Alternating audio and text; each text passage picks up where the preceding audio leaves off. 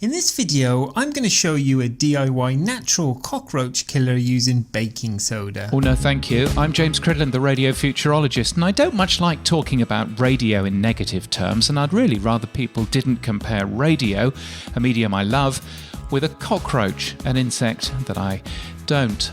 Some cockroaches can live for a month without food or even survive just using the glue from a postage stamp, and if you think a nuclear war might kill the things off, you'd not be right.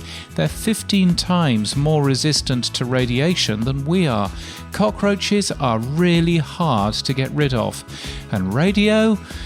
Well, the UK has just seen its latest radio research. It's interestingly complete data, a properly nationwide sample, unlike Australia or Malaysian data, measuring every radio station irrespective of whether it appears broken out in the figures below. It's quite open about time spent listening, as well as population reach, unlike the US or Canada.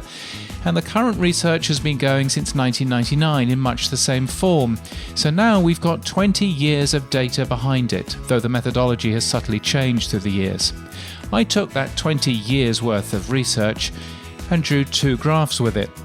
One graph shows the amount of people in the UK listening to radio. In 1999, 89% of the UK was listening to radio at least once every week. In 2019, 20 years later, the figure remains 89%. In 1999, let's just remind ourselves, the fastest internet connection you could get in the UK was a 512k connection. Napster came in 1999, iTunes in 2003, Spotify in 2008. Back in 1999, mobile phones didn't have Wi-Fi inside them, and 3G only came in 2003. YouTube launched in 2005, the iPhone in 2007. So we've seen incredible change in the last 20 years. Change that should, of course, have meant the death of radio.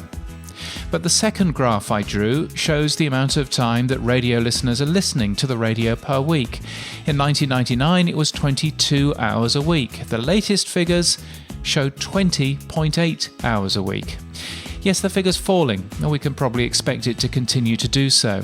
But to have lost less than 10% in 20 years is nothing short of astonishing.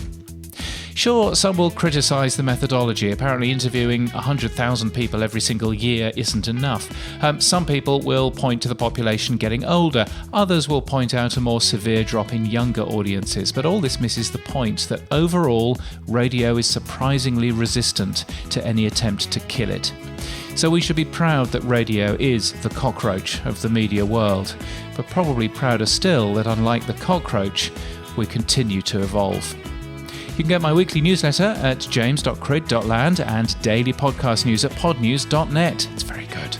And until next time, keep listening.